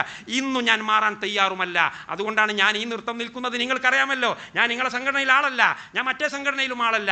പക്ഷേ ഞാൻ മനസ്സിലാക്കിയിട്ടുള്ള തൗഹീദ് എനിക്ക് പറയാൻ ഒരു വേദി കിട്ടിയാൽ ഞാൻ ആ വേദിയിൽ പോകും. ആരെയും ചീത്ത പറയാനല്ല. എൻ്റെ പഴയകാലത്തെ ഉസ്താദുമാരോട് എനിക്ക് കമ്മിറ്റ്മെൻറ്റുകളുണ്ട്, എനിക്ക് പ്രതിബദ്ധതയുണ്ട്. ഞാൻ അതെല്ലാം പുലർത്തിക്കൊണ്ട് തന്നെ, ബഹുമാന്യരെ, നിങ്ങൾക്ക് പെശകിയിട്ടുണ്ട്. നിങ്ങളുടെ പെശക് വലിയ ഒരു സമുദായത്തിൻ്റെ വ്യതിയാനത്തിന് കാരണമായിട്ടുണ്ട്. അവരുടെ പരലോകം പരാജയപ്പെട്ടു പോകും. അതുകൊണ്ട് നിങ്ങൾ ഒരു തൗബ ചെയ്യാൻ, ഒരു പശ്ചാത്തലം നടത്താൻ നിങ്ങളുടെ ഹൃദയം വിശാലമാകണം. നമുക്ക് ഒന്നായിട്ട് പോകാം. നമുക്ക് കുറേ ആളുകൾ മുജാഹിദും കുറേ ജമാഅത്തും കുറേ സമസ്തയും അങ്ങനെ ഒന്നും ആകേണ്ട ഒരു ആവശ്യമില്ല. പ്രത്യേകിച്ച് ഇപ്പോഴത്തെ കാലാവസ്ഥയിൽ അത് നമുക്ക് യോജ്യമല്ല. അതുകൊണ്ട് നിങ്ങൾ ഒരല്പം വിനയം കാണിക്കണം. നിങ്ങൾക്ക് വമ്പിച്ച പെശക് വന്നിട്ടുണ്ട്. നിങ്ങൾ ആ പെശകിനെ പെശകായി നിങ്ങൾക്ക് മനസ്സിലാക്കാൻ നിങ്ങളെ കയ്യിലുള്ള പുസ്തകങ്ങൾ തന്നെ മതി. നിങ്ങൾ എതിർ വിഭാഗത്തിൻ്റെ ഒരു പുസ്തകവും വായിക്കേണ്ടതില്ല എന്ന രീതിയിൽ ഞാൻ അവരോട് ഡയലോഗ് നടത്തുന്നു എന്നതിൽ കവിഞ്ഞ് അവരാരെയും ഞാൻ ചീത്ത പറയാറില്ല. നേരത്തെ ഈ പ്രസ്ഥാനത്തിൻ്റെ നേതാവ് തന്നെ ഇവിടെ പറഞ്ഞല്ലോ, സമസ്തക്കാരായ ആളുകൾ ഇവിടെ ഒരു നന്മയും ചെയ്യുന്നില്ല എന്ന് ഞാൻ പറയുന്നില്ല എന്ന് അദ്ദേഹം പറഞ്ഞത് ഞാൻ നോട്ട് ചെയ്തു. അതാണ് നീതിബോധം. എന്നാൽ മുജാഹിദുകളെ കുറിച്ച് അവരത് പറയുമോ? സമസ്തക്കാരായ ആളുകൾ ഇവിടെ പലതും ചെയ്യുന്നുണ്ട്. അബൂബക്കർ മുസ്ലിയാർ ഇവിടെ പല നല്ല കാര്യങ്ങളും ചെയ്യുന്നുണ്ട്. നമ്മളതിനെ കണ്ണടച്ച് നിഷേധിക്കുന്നില്ല. പക്ഷേ എൻ്റെ പ്രിയപ്പെട്ട സഹോദരന്മാരെ, നിങ്ങൾ എന്ത് നല്ല കാര്യം ചെയ്താലും, നിങ്ങളെന്ത് നല്ല ഉപകാരപ്രദമായ കാര്യങ്ങൾ ചെയ്താലും, നിങ്ങൾ ചെയ്യുന്ന എല്ലാ കാര്യങ്ങളെയും നിങ്ങൾ തകർത്തു കളയുന്ന വിധത്തിൽ അള്ളാഹുവിൻ്റെ റസൂലിൻ്റെ പേരിൽ കള്ളത്തരം പറയുന്നു. അബൂ ഹാമിദുൽ ഗസാലി റഹിമഹുല്ല അദ്ദേഹത്തിൻ്റെ ഇഹ്യാ ഉലൂമുദ്ദീൻ പറയുന്നുണ്ട്, അൽ കദിബു അലാ റസൂലില്ലാ മിനൽ കബായിരി അല്ലതി ലാ യുഖാവിമുഹാ ശൈ. അല്ലാഹുവിൻ്റെ പ്രവാചകന്റെ പേരിൽ കളവ് പറയുക എന്നത് മിനൽ കബായിരി മഹാപാതകങ്ങളിൽപ്പെട്ടതാണ്. എങ്ങനെയുള്ള മഹാപാതകം? ലാ യുഖാവിമുഹാ ശൈ. അബൂ ഹാമിദുൽ ഗസാലി റഹിമഹുല്ല അദ്ദേഹത്തിൻ്റെ ഇഹ്യാ ഉലൂമുദ്ദീനിൻ്റെ 1-ാം വാള്യം 140-ാമത്തെ പേജിലാണ് ഇത് പറയുന്നത്. അള്ളാഹുവിൻ്റെ റസൂലിൻ്റെ പേരിൽ കളവ് പറയുക എന്നതിനോട് കിടപിടിക്കുന്ന ഒരു തോന്നിവാസവുമില്ല, ഒരു വ്യഭിചാരവുമില്ല, ഒരു മദ്യപാനവുമില്ല, ഒരു കൊലപാതകവുമില്ല. അതിൻ്റെ അപ്പുറത്ത് കിടക്കുന്ന വേറൊരു സാധനമുണ്ട്. അതിൻ്റെ പേരാണ് ശിർക്ക് എന്ന് പറയുന്നത്, ശവപൂജ എന്ന് പറയുന്നത്, ഖബർ പൂജ എന്ന് പറയുന്നത്. അതിൻ്റെയും ആളുകൾ നിങ്ങളാണ്. അതിൽ നിന്നൊക്കെ ഒന്ന് മാറിയിട്ട് ഒരു നല്ല കാലാവസ്ഥയിലേക്ക് നിങ്ങൾ വന്നാൽ നമുക്ക് ഇന്ത്യ രാജ്യത്ത് മുസ്ലിം സമുദായത്തിൻ്റെ നേതൃപദവി, ഈ ഇന്ത്യ രാജ്യത്തെ ജനങ്ങളുടെ ധാർമ്മിക നേതൃപദവിയിൽ നമ്മൾ വരികയാണെങ്കിൽ എത്ര ആളുകളുണ്ട് സഹോദരന്മാരെ ഈ നാട്ടിൽ ഒരു വെളിച്ചത്തിന് വേണ്ടി കാത്തിരിക്കുന്നവർ, ഒരു സമാധാനത്തിന് വേണ്ടി കാത്തിരിക്കുന്നവർ. ഈ രാജ്യത്തെ ജനങ്ങളെ, ഈ ലോകത്തെ ജനങ്ങളെ വഴി നടത്തേണ്ട ഉത്തമ സമുദായമാകേണ്ട നമ്മൾ, കുന്തും ഖൈറ ഉമ്മത്തിൻ ഉഖ്രിജത് ലിന്നാസ് എന്ന് പറഞ്ഞിട്ടുള്ള നമ്മൾ ആ വഴിയിൽ നിന്ന് വേറിട്ട് പോയാൽ, ഇത്തരം ഉടായിപ്പുകളുടെ പേരിൽ പുതിയ ട്രാക്കുകൾ ഉണ്ടാക്കി, പുതിയ വഴികളുണ്ടാക്കി, പുതിയ വഴി വെട്ടിത്തെളിയിച്ചുകൊണ്ട് നിങ്ങൾ പോയി കഴിഞ്ഞാൽ അതിൻ്റെ നഷ്ടം നമുക്ക് മാത്രമല്ല, ലോകത്തെ മുഴുവൻ ജനങ്ങൾക്കുമാണ് അതിൻ്റെ നഷ്ടം. അതുകൊണ്ട് പ്രിയപ്പെട്ട സഹോദരന്മാരെ, അള്ളാഹുവിനെ ഓർത്തുകൊണ്ട്, ഈ മുസ്ലിം സമുദായത്തിൻ്റെ ദൗർബല്യത്തെ ഓർത്തുകൊണ്ട്, മുസ്ലിം സമുദായത്തിൻ്റെ ഓരം പറ്റി ജീവിക്കുന്ന ഇന്ത്യ രാജ്യത്തും പുറത്തുമുള്ള സത്യത്തിനു വേണ്ടി, വെളിച്ചത്തിനു വേണ്ടി ആഗ്രഹിക്കുന്ന, പ്രതീക്ഷിക്കുന്ന ആളുകളുടെ സന്മാർഗലബ്ധിയെ ഓർത്തുകൊണ്ട് നിങ്ങൾ വേണ്ടാത്ത വിവാദങ്ങൾ അവസാനിപ്പിച്ച് ഇസ്ലാം വിരുദ്ധമായ എല്ലാ നിലപാടുകളും മാറ്റിവെച്ചുകൊണ്ട്, ദുരഹങ്കാരം മാറ്റിവെച്ചുകൊണ്ട്, അഹന്ത മാറ്റിവെച്ചുകൊണ്ട്, നേരത്തെ ഞാൻ വായിച്ചതുപോലെയുള്ള ഉദ്ധരണികൾ ഏതൊരു ആശയത്തെയാണോ സൂചിപ്പിക്കുന്നത്, ഇബ്നു ഹജർ അസ്കലാനി ഉൾപ്പെടെയുള്ള നിങ്ങളുടെ ആളുകൾ എന്ന് നിങ്ങൾ പറയുന്ന പണ്ഡിതന്മാർ പോലും പറഞ്ഞിട്ടുള്ള ആ ആശയമല്ലയോ ഈ വേദിയിൽ നമ്മൾ പറയുന്നത്? ആ ആശയത്തിലേക്ക് തിരിച്ചു വരാൻ നിങ്ങൾ ഒരൽപ്പം ഹൃദയവിശാലത കാണിച്ചാൽ ഒരുപാട് നേട്ടം നമുക്ക് കൊയ്തെടുക്കാൻ കഴിയും. നമ്മുടെ സമുദായത്തിന് മുന്നോട്ട് കുതിക്കാൻ കഴിയും. അല്ലാഹു സുബ്ഹാനഹു വ തആല അതിനുള്ള വഴികൾ എളുപ്പമാക്കി തരട്ടെ എന്ന് പ്രാർത്ഥിക്കുകയല്ലാതെ നമുക്ക് നിർവാഹമില്ല. അത്തരം കാര്യങ്ങൾക്ക് വേണ്ടി ഉണർത്തൽ നൽകുവാനല്ലാതെ നമുക്ക് നിർവാഹമില്ല. സഹോദരന്മാരെ, ഞാൻ ഈ മുടിയുടെ നാൾ വഴികളുമായി ബന്ധപ്പെട്ട് സംസാരിക്കണമെന്നൊക്കെ എന്നോട് പറഞ്ഞിരുന്നു. നിങ്ങൾ പല ആളുകളും കേട്ടതാണ്. ബോംബെയിലുള്ള മുടിയും അതുപോലെ തന്നെ അബുദാബിയിലുള്ള അവിടെ നിന്ന് കൊണ്ടുവന്ന മുടിയും. സഹോദരന്മാരെ, ഞാൻ ചുരുക്കി പറയുകയാണ്, ഒരു അഡ്രസ്സും അതിന് ഇല്ല, ഒരു തലയും വാലും അതിനില്ല. ഞാൻ അവിടെ പോയതിൻ്റെ മുമ്പും ശേഷവുമൊക്കെ അവിടെ പോയ ആളുകൾ ഇരുവിഭാഗം സമസ്തകളിലും ഉണ്ട്. ഇരുവിഭാഗം സമസ്തകളിലും അറിഞ്ഞും അറിയാതെയും രഹസ്യമായും പരസ്യമായും ഈ കേന്ദ്രങ്ങളിലൊക്കെ പോയി അബൂബക്കർ മുസ്ലിയാർക്ക് മുടി കിട്ടിയിട്ടുള്ള സ്രോതസ്സിൽ പോയി പഠനം നടത്തി തിരിച്ചു വരികയും ചെയ്ത് അവർക്ക് കാര്യങ്ങളൊക്കെ ബോധ്യപ്പെട്ടവരുണ്ട്. അതിൽ പലരെയും എനിക്ക് നേരിട്ട് അറിയാം, പലരെയും എനിക്ക് നേരിട്ട് സംസാരിച്ചിട്ടില്ലെങ്കിലും അങ്ങനെയും അറിയുന്ന ഒരുപാട് ആളുകൾ ഇരുവിഭാഗം സമസ്തകളിലും ഉണ്ട്. അവർക്കെല്ലാം ഇത് അറിയാം, ഇത് തട്ടിപ്പാണ്. അബൂബക്കർ മുസ്ലിയാർ വ്യക്തിപരമായി ബോധപൂർവം തട്ടിപ്പ് നടത്തിയിട്ടില്ല എന്ന് സമ്മതിക്കുകയാണെങ്കിൽ തന്നെ അദ്ദേഹം തട്ടിപ്പിന് വിധേയനായിട്ടില്ലേ? അദ്ദേഹം വഞ്ചിക്കപ്പെട്ടിട്ടില്ലേ? ഉണ്ട് എന്നതിൽ ഒരു സംശയവും നീതിബോധമുള്ള ഒരാൾക്കും ഉണ്ടാകാൻ തരമില്ല. എങ്കിൽ തട്ടിപ്പിന് വിധേയമായ ഒരു തട്ടിപ്പ് കേശത്തിൻ്റെ പേരിൽ വീണ്ടും നിങ്ങൾ മുടിപ്പള്ളി എന്ന് പറഞ്ഞ്, തിരുകേശപ്പള്ളി എന്ന് പറഞ്ഞ്, ആസാറുകൾ എന്ന് പറഞ്ഞ്, നബിദിനാഘോഷത്തിൻ്റെ പേര് പറഞ്ഞ് ആളുകളെ കൂട്ടാൻ വേണ്ടി മുടിയിട്ട വെള്ളമെന്ന് പറഞ്ഞ്, പൊടിയിട്ട വെള്ളമെന്ന് പറഞ്ഞ് ഈ നാട്ടിലെ പാവപ്പെട്ട പ്രവാചക സ്നേഹത്തിൻ്റെ പേരിൽ ഇറങ്ങിപ്പുറപ്പെടുന്ന വിവരമില്ലാത്ത സാധുക്കളായ വിശ്വാസികളായ ആളുകളെ വഴിപേപ്പിക്കാൻ വേണ്ടി നിങ്ങൾ വീണ്ടും വീണ്ടും വർഷാവർഷം എന്തിനാണ് പദ്ധതികൾ ആസൂത്രണം ചെയ്യുന്നത്? ഇത് വ്യാജമാണ്, ഇത് തട്ടിപ്പാണ് എന്ന് അറിയുന്ന കൂട്ടാളികളായ ആളുകൾ എന്തിനാണ് ഇതിനു വേണ്ടി കഞ്ഞി വെച്ചു കൊടുക്കാൻ നിൽക്കുന്നത്? ഏത് സമയത്തും മരിച്ചു പോകണ്ടേ സഹോദരന്മാരെ? അബൂബക്കർ മുസ്ലിയാർക്ക് മരിച്ചു പോകണ്ടേ? അദ്ദേഹം എത്രയോ ദിവസം, ആഴ്ചകളോളം മാരകമായ രോഗം പിടിപെട്ട് അദ്ദേഹം അവശതയിൽ കിടന്നില്ലേ? എന്നിട്ടും തിരിച്ചു വന്നതിൻ്റെ ശേഷവും അദ്ദേഹത്തിന് പശ്ചാത്താപ മനസ്ഥിതി ഉണ്ടായിട്ടില്ല എന്നത് വളരെ വേദനാജനകമാണ്. അദ്ദേഹത്തിൻ്റെ അടുക്കൽ കുറഞ്ഞ സമയം പഠിച്ചു എന്നതിൻ്റെ പേരിൽ എനിക്ക് അദ്ദേഹത്തിൻ്റെ വിഷയത്തിൽ വലിയ സിമ്പതിയുണ്ട്. അതുപോലെ തന്നെ അദ്ദേഹത്തിൻ്റെ കൂട്ടാളികളായ ആളുകൾ, അദ്ദേഹത്തിൻ്റെ ഇത്തരം വഴിവിട്ട പോക്കിന് കൂട്ടുനിൽക്കുന്ന ആളുകൾ, അവർക്ക് മരിച്ചു പോകേണ്ടതില്ലേ? അവരുടെ ആളുകൾ പലരും ആക്സിഡൻറ്റിൽ മരിച്ചു പോകുന്നില്ലേ? അടുത്ത ദിവസം ഒരു ചെറുപ്പക്കാരൻ അവരുടെ കൂട്ടത്തിൽ നിന്ന് ദയനീയമായി വാഹനാപകടത്തിൽ മരിച്ചു. ഒരുപാട് പണ്ഡിതന്മാർ മരിച്ചു പോകുന്നു, ചെറുപ്പക്കാർ മരിച്ചു പോകുന്നു, നമ്മളെല്ലാവരും മരിച്ചു പോകാനുള്ളവരാണ്. എൻ്റെ പ്രിയപ്പെട്ട എതിർ സംഘടനയിലുള്ള അന്ധവിശ്വാസങ്ങൾക്ക് വേണ്ടി പ്രവർത്തിക്കുന്ന സഹോദരന്മാരെ, ഒറ്റയ്ക്കിരുന്നു കൊണ്ട്, തനിച്ചിരുന്നു കൊണ്ട്, നെഞ്ചത്ത് കൈവച്ചുകൊണ്ട് മരിക്കണമെന്നാലോചിക്കുക, ഒറ്റയ്ക്ക് കബറിൽ കിടക്കണമെന്ന് ആലോചിക്കുക, പരലോകമുണ്ട് എന്ന് ആലോചിക്കുക, പാമ്പുകളും തേളുകളും കല്ലുകൾ കത്തിക്കപ്പെടുന്ന നരകാഗ്നിയുണ്ട് എന്ന് ആലോചിക്കുക. ബോധപൂർവമാണ് എന്തെങ്കിലും അധികാരമോഹത്തിൻ്റെ പേരിൽ, എതിരാളികളോടുള്ള വൈരാഗ്യത്തിൻ്റെ പേരിലാണ് നിങ്ങൾ ഈ മുടിയുടെ പിന്നാലെ കൂടുന്നതെങ്കിൽ, നിങ്ങൾ ഈ മുടിക്ക് സപ്പോർട്ട് ചെയ്യുന്നതെങ്കിൽ, ഇത് മുത്തുനബിയുടേത് ആണ് എന്ന് നിങ്ങൾ പറയുന്നത് എങ്കിൽ യാതൊരു സംശയവും വേണ്ട, നിങ്ങൾ നരകത്തിലേക്കാണ് വഴിവെട്ടുന്നത്. അതേസമയത്ത് നിങ്ങളുടെ കൂട്ടത്തിൽ വിവരമില്ലാതെ അജ്ഞതയിലായിക്കൊണ്ട് പോകുന്നവരാണെങ്കിൽ അവരെ ഞങ്ങൾ ഉണർത്തുന്നു, നിങ്ങൾക്കുള്ള വിവരങ്ങൾ ഞങ്ങൾ കൈമാറുന്നു, ഞങ്ങൾ ഈ പറയുന്നതിൽ സത്യസന്ധതയുണ്ട്, നിങ്ങൾക്ക് സംശയമുണ്ടെങ്കിൽ ഞങ്ങളുമായി സംസാരിക്കാം, തുറന്ന് സംസാരിക്കാനുള്ള അവസരം ഞാൻ നൽകുന്നതായിരിക്കും. വ്യക്തിപരമായിട്ട് ഞാൻ അറിയിക്കുകയാണ്. യാതൊരുവിധ ഈഗോ പ്രശ്നങ്ങളും അതിൻ്റെ പേരിലില്ല. ഞാൻ പലപ്പോഴും ബന്ധപ്പെട്ട ആളുകളോട് രഹസ്യമായും പരസ്യമായിട്ടും പറഞ്ഞിട്ടുള്ളതാണ്, ഞാൻ ഉയർത്തുന്ന ഈ പ്രശ്നങ്ങൾ നേരിട്ട് ഞാനുമായി സംസാരിക്കാൻ നിങ്ങളെ കൂട്ടത്തിലെ ഏറ്റവും വലിയ നേതാവ് മുതൽ താഴോട്ടുള്ള ആളുകളുമായി സംസാരിച്ച് ഇതിൻ്റെ ഒരു കൺക്ലൂഷനിലെത്താൻ ഞാൻ സഹായിക്കാൻ തയ്യാറാണ്. എനിക്കതിൽ യാതൊരു ഈഗോ പ്രശ്നവുമില്ല. നിങ്ങൾ തയ്യാറായാൽ നമുക്കും സമുദായത്തിനും അത് ഉപകാരമാണ് എന്ന കാര്യം അവരെ പലപ്പോഴും അറിയിച്ചിട്ടുണ്ട്. അല്ലാഹു സുബ്ഹാനഹു വ തആല നമുക്കും അവർക്ക് എല്ലാവർക്കും നേരായ വഴിയിലൂടെ സഞ്ചരിക്കുവാനുള്ള തൗഫീക്ക് നൽകുമാറാകട്ടെ എന്ന് പ്രാർത്ഥിക്കുകയാണ്. ബോധപൂർവമായി ഒരു തെറ്റ് ചെയ്യുന്ന, ഒരു ശിർക്ക് ചെയ്യുന്ന, ഒരു ബിദ്അത്ത് ചെയ്യുന്ന ഒരു ദുരന്തം നമ്മുടെ ജീവിതത്തിൽ ഇല്ലാതിരിക്കട്ടെ എന്ന് നമ്മൾ പ്രാർത്ഥിക്കുകയാണ്. ബോധപൂർവമല്ലാതെ എന്തെങ്കിലും ശിർക്കോ ബിദ്അത്തോ നമ്മുടെ ആരുടെയെങ്കിലും ജീവിതത്തിൽ വന്നു പോയിട്ടുണ്ടെങ്കിൽ അല്ലാഹുവേ ഞങ്ങൾക്കിനി അത് പുറത്തു തരുമാറാകണേ എന്ന് പ്രാർത്ഥിച്ച് വാഖിറു ദഅവാന അനിൽ ഹംദുലില്ലാഹി റബ്ബിൽ ആലമീൻ. വസ്സലാമു അലൈക്കും വറഹ്മത്തുള്ളാഹി വബറകാതുഹു.